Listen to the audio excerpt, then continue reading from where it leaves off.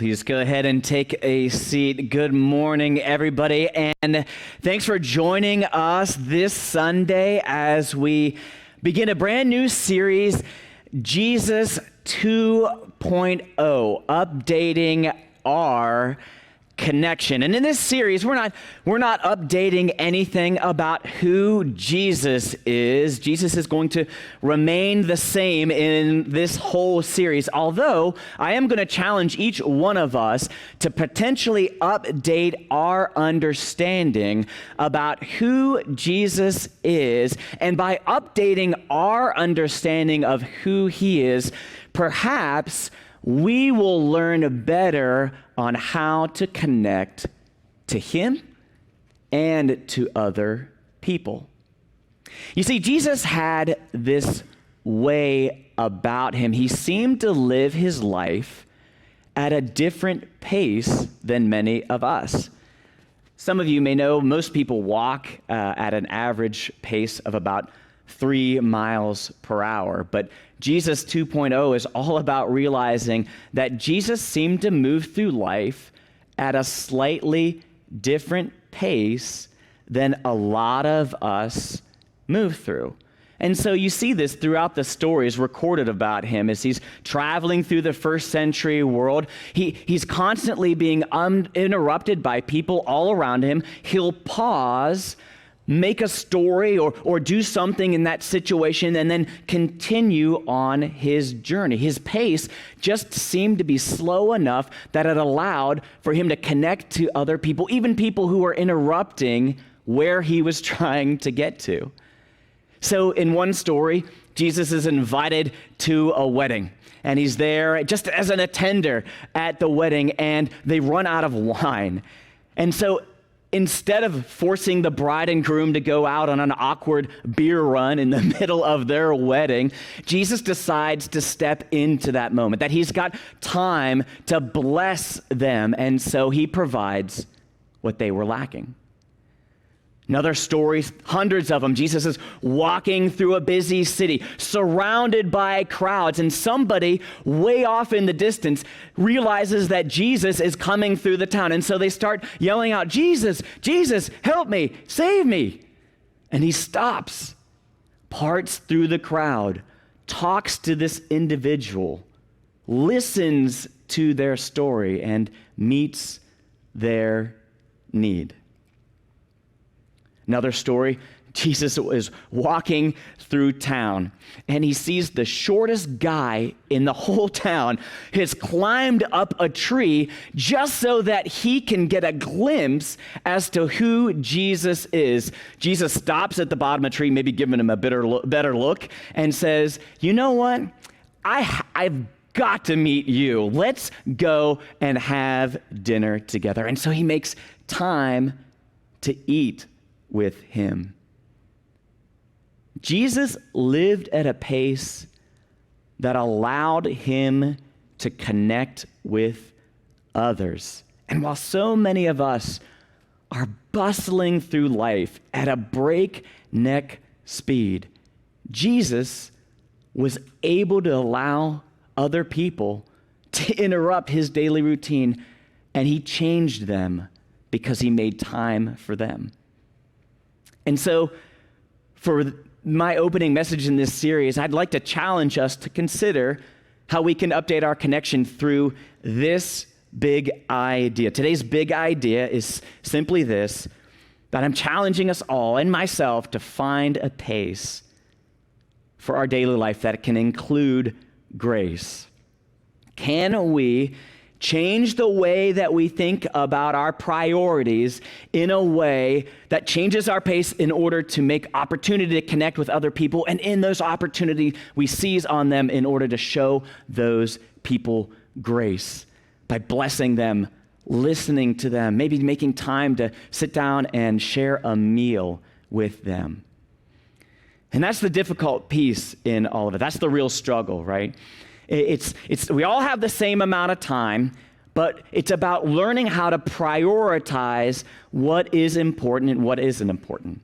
Because a lot of us, and this is me included, I'm going to share a story here in a minute, we live our lives And there's certain things, and because you're here at church, we're probably all in agreement here, more or less. There are certain things that we know are supposed to be important.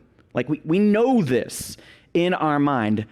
But when it comes to how we live our lives out, some of those known, stated priorities that we think we have don't actually make it out of our bodies. They stay in our minds, but they don't actually make it out aside of us.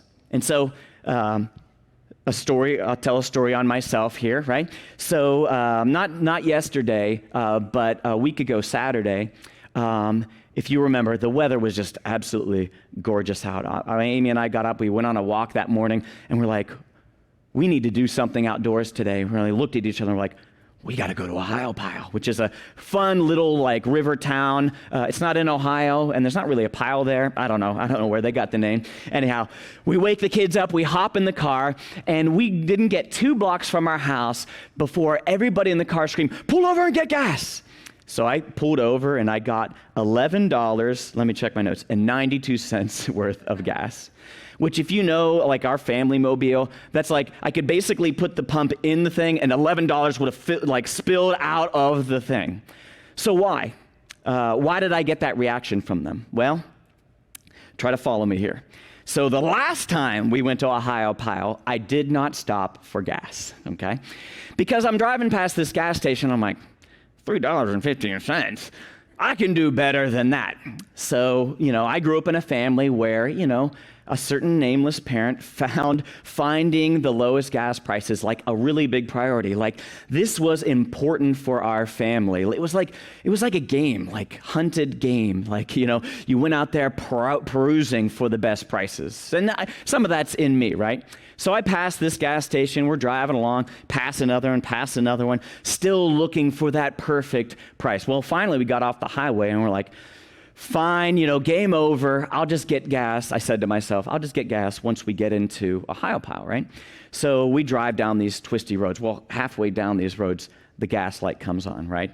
And it bings in our car loud enough that everybody's like, like, what's that? I'm like, guys, it's fine, and there's a little thing on the dashboard you can put on there and watch your range, like how many miles you have left to go. So I'm like, we've got 30 miles, we're fine, guys, no problem. Well, we drive to town, we drive around a little bit, and then I have to do the embarrassing thing of asking a local, like, hey, where's your gas station? Like, ding, gas, you got to go to yonder town. I'm like, yonder town? Like, this is like the town in the area. You don't have a gas station here? Nope.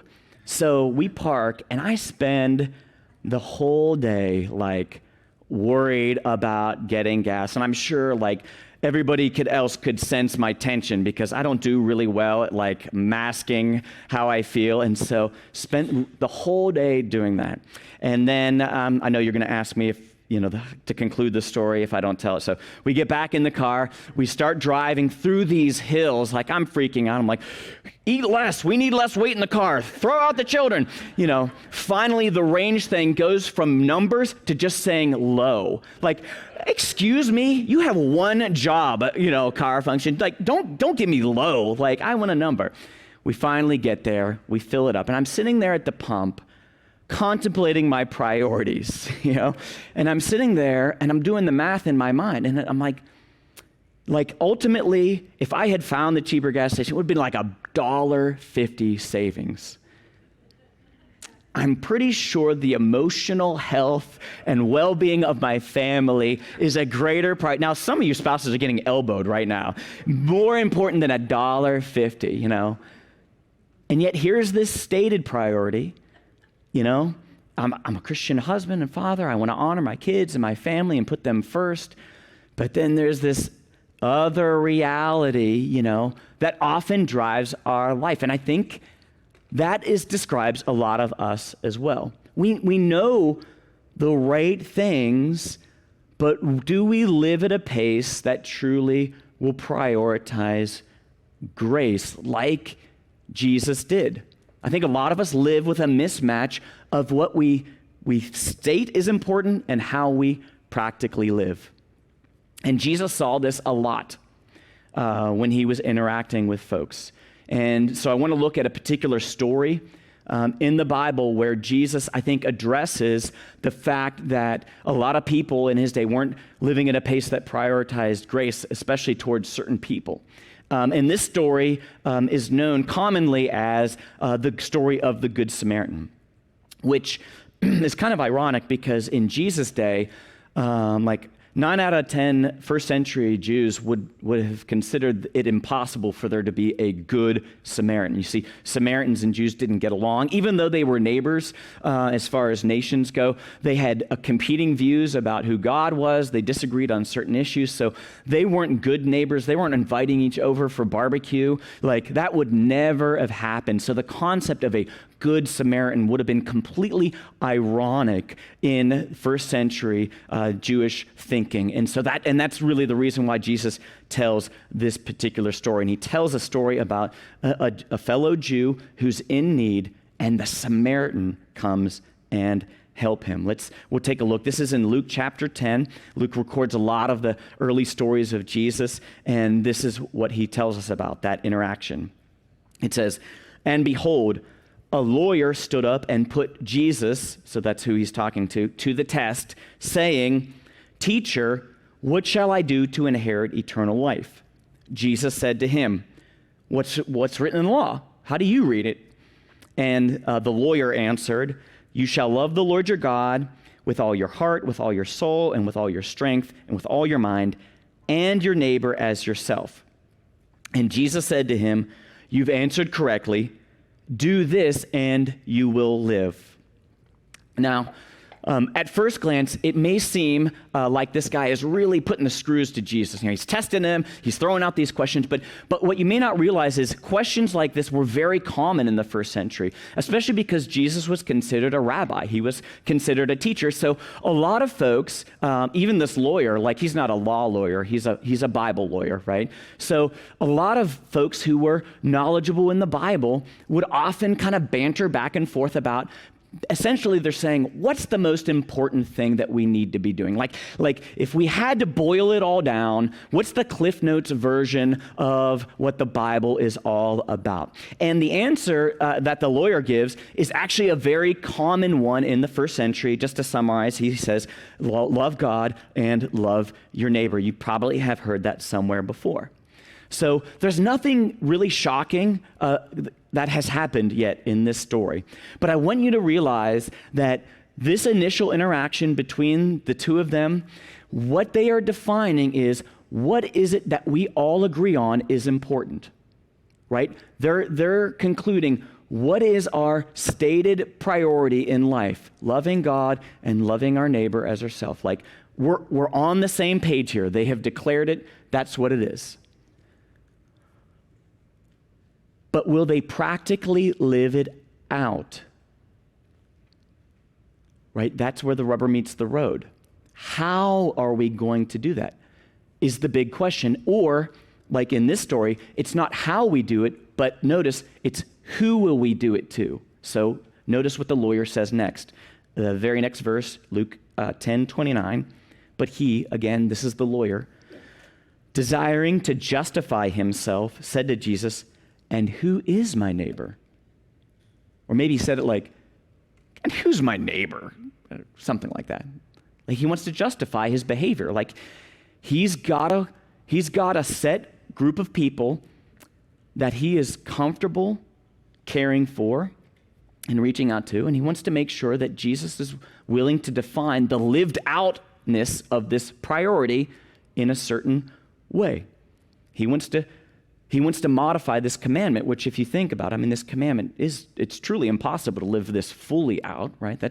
No one does this perfectly. And so he wants to, cover his bets here, hem things in a little bit. So when Jesus hears him trying to wiggle around this stated priority, he tells them the story. And this is the larger piece here. So let me read this to you. This is Luke 10:30-37.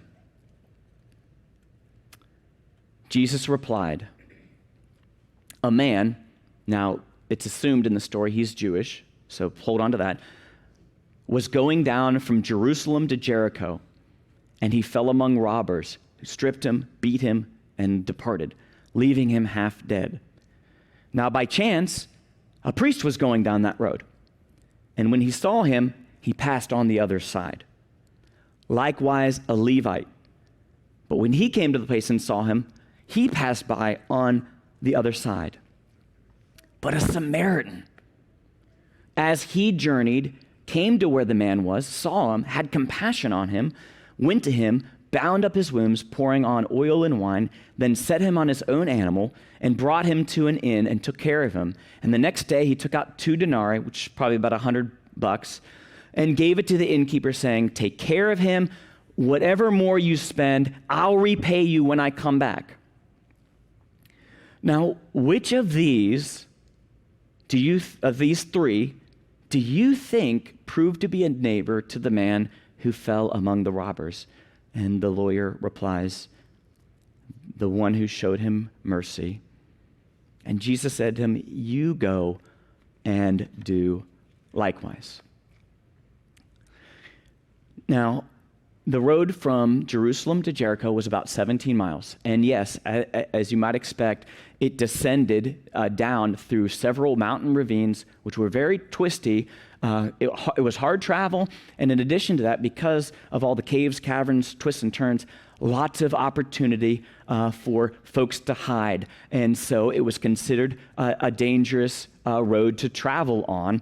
And as the story goes, I guess predictably, the man who's on the dangerous road, he gets robbed, right? So he's robbed and abandoned on the road. And yet, by chance, 2 religious people come down the road, the priest and the Levite. Now, in terms of religion, the priest would have been like slightly higher on the totem pole of religiousness than the Levite. But both of them had special privileges and access to the temple in Jerusalem. Like, that's basically what you need to know about them. And then the other thing you should realize, like, since they are like religious guys, we know that they know what is the most important thing: loving God and loving their neighbor, right? So Jesus tells the story with 2 people in it who most definitely are on the same page with this stated priority. This is what's important. This is how we are supposed to live. They know this, and yet when they get to the guy, they cross the street and walk on the opposite sidewalk. Both of them. Which is weird. And so you're probably thinking, why on earth would they do that? Now, an easy misconception from this story is sometimes we hear this story and we think that the wounded guy is the Samaritan in the story. That's not the case. They're not avoiding him because they hate Samaritans and this guy's a Samaritan. That's an easy way to misread the story because it makes a lot more sense, right? Like, he's the guy they don't like and they pass on the other side, and then a good Jewish guy comes and helps him. That's not the story here, and there's a reason Jesus does it this way. So that's not the answer. I mean, it seems like an easy one, but that's not it. And then some of you who've probably heard sermons on this passage before, you might realize, or maybe in your own Bible reading, you might realize that since the Levite and the priest had special access into the temple, they were required to kind of keep their hands clean, for lack of a better term, right? They couldn't go and participate in the temple if they had come in contact with human blood. That was an Old Testament regulation that they had to abide to. And honestly, I thought that was the answer for the longest time, just kind of quickly reading through this story. But I missed one little word, and it's in Luke 10:31. The word is down. You see, the priest and the Levite, if you can follow me here, were traveling down the road, which undoubtedly indicates that they were going not towards Jerusalem in order to serve in the temple, but they were coming back from there. They were going home from fulfilling their duties in the temple. So this isn't like a conundrum in their mind where it's like, oh, do I love God or do I love this person? Got to keep my hands clean, but this guy is really wounded. That mental debate doesn't even play a factor here. They're heading home. They're coming from church. they're not rushing to church in order to get, I can't stop, I got to get there, right? They're on a Sunday cruise, They're heading on their way back. And so they have absolutely no obligations on them that would require them to not stop. And yet they refuse to live at a pace that prioritizes grace. They refuse to do that. And I think Jesus is saying, we can know all the right verses and still do all the wrong things. Like we can have these stated priorities in our lives, but our actions are living out of a different set of priorities that doesn't match what we know God desires for us to do. And we can't, unfortunately, these two guys are, number one, fictitious, so we can't interview them and figure out what's going on in their mind, but just as a guess, I'm just supposing that these guys, as they're coming from church just all pumped up, there's something about that privilege that they had of having this special role and how people viewed them, and that just was too appealing to them for them to kneel down and get their hands dirty with this other individual. It probably fed into their pride in some way where they just couldn't let it go, even though they had no obligation not to help him. They just couldn't do it because they viewed themselves in a certain way, and they're this people, and he's that kind of person, and that's just the way it's going to be. And we all do the same. We use the Bible to justify the way we were raised, or the things that we're comfortable with, or the things that don't require us to change our behavior. And it's easy to find verses for that and feel good about ourselves while we're moving through life, refusing to prioritize a pace that would enable us to connect with others and show them grace. And I'm not I know it isn't easy, to live a life where you're interruptible and you're connecting with people. I understand that it can be very awkward to connect with people who may be very different than us. In fact, and that's really why Jesus makes the Samaritan the one reaching out, because he's the one who reaches across the white picket fence to this neighbor who never really liked him and connects with him.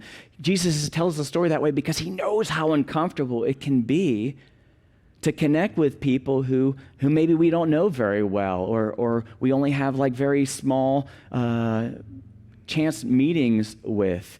And yet Jesus describes that very story with a Samaritan reaching out to this Jewish guy. And in a weird way, if you can follow me, I know we're just like going way down into this. In a weird way, I think Jesus tells the story where the guy who's wounded, the lawyer would identify him with him because he's the same race. But Jesus is kind of calling the lawyer to be the other guy too. So if you can follow me, it's kind of convoluted. I think in a weird way, Jesus tells the story this way, and it's almost like he's saying to the lawyer, look, if you were the guy wounded and somehow the guy on the road, just work with me. If you were both, would your religion be enough to stop and save you?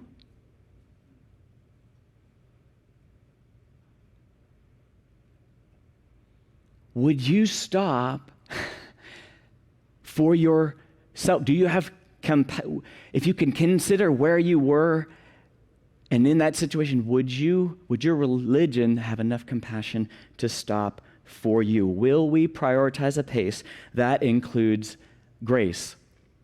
Will we bless people who we are maybe just getting to know, just because they're made in God's image and he cares for them?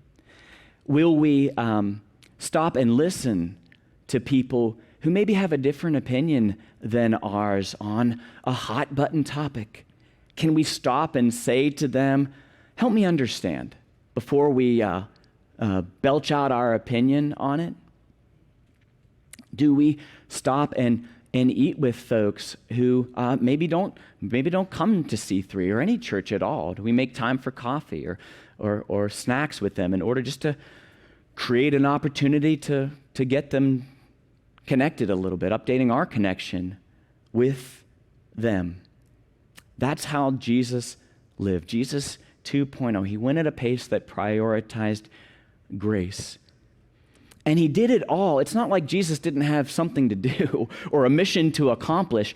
Jesus, in fact, tells the story of the Good Samaritan in Luke 10, but in the previous chapter, he said to his disciples, I'm setting my face to go to Jerusalem. Jesus was on a mission. He wasn't traveling from Jerusalem. He was actually going there, and he knew that when he would go there, he would be rejected, falsely accused, arrested, flogged, beaten, spat upon, and crucified, all in order to reach out and connect God's forgiveness, care, and love to a people who are far from him. And that's our story. That's our story. You see, if we're going to learn, so it's all about priorities. You know, everybody has the same amount of time. And if we're going to prioritize a pace that moves at the pace of grace, I think I messed that up. We need to update our connection to Jesus and realize what he has done for us. That he's the one, really, ultimately in the story, he's the one who's reached down to save us. He's the one who's crossed the line in order to come to us. He came from heaven down to earth. You can't imagine, a further neighbor than that. But he's the one who came and reached out and was willing to lay his life down. He just didn't pay the innkeeper. He paid for it in his own life in order to save us. So our religion is never going to save us. It's going to leave us abandoned by the side of your road. Your religious image, your religious priorities, the things that you're hearing on TV or social media, the things that filled you with pride, those things are never, ever, ever going to save you, but Jesus will. Jesus has saved you. That's the real story of the Good Samaritan. It's about the good God in heaven who's willing to travel at any distance and at any cost to connect us to his mercy and grace and to keep us in his good grace until the very end. That's our story. That's the people Jesus is calling us to be. And so we'll never update our connection to other people unless we're updating our connection to Jesus, unless we're pursuing the endless depths of his love in the gospel and allowing that to fill our souls so deeply so that every crack in us and every shadow that might whisper in our ear, who's my neighbor, would be pushed out and his story would be the story of our lives. Our lives are meant to follow Jesus if we're Jesus followers, and therefore we need to live out his compassionate mission because he's the only hope for the world, and we should refuse to be anything less than that. Jesus 2.0 isn't about finding a new Jesus. It's about finding the true one and making sure that he is the one who we are following, not in our stated priorities, but in our daily habits and life. And so in order to facilitate that, every week we talk about a potential next step. And so this week, I thought this was an interesting one. Maybe it will be helpful for you. I'm asking you to consider this following next step. When interrupted, it's going to happen. The next time you're interrupted, pause and ask yourself, am I prioritizing maybe what feels urgent in this moment or what's compassion? And sometimes those may be the same things, but if you're like me or other frustrated dads driving past gas pumps, a lot of times certain things feel really urgent and important when in reality they're not our truest, deepest, and most important values. So the next time someone bumps into your schedule, pause and ask yourself, God, is this an interruption or an opportunity? And it may come in a lot of different ways. It might be a phone call. It might be someone you randomly bump into. It may be maybe you're just walking through your neighborhood and you just see something out of your corner of your eye, a need, a person who's new, and you just are willing to pause and allow some space for grace in that situation. Try that out. See what happens. Let me know how it works out. Only good stories. And we'll see if we can't become a little bit different step by step. We all want to live lives of meaning and purpose. Undoubtedly, you do. That's why we cram so many things into our schedules. We fill our lives with so many things. Jesus, however, lived with an amazing mission of importance, and yet his life was so interruptible. This whole series is going to describe ways that Jesus made time to bless people and listen to them and to eat with them, making amazing connections to all who are around him, especially the ones who you least would think he would connect with. Also that he could show them his mercy, forgiveness, and grace.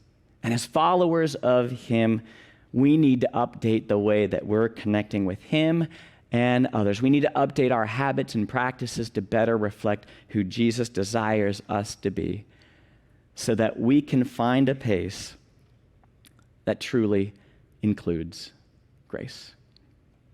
Let's pray. Father, I thank you for pausing your busy schedule and writing a story of redemption.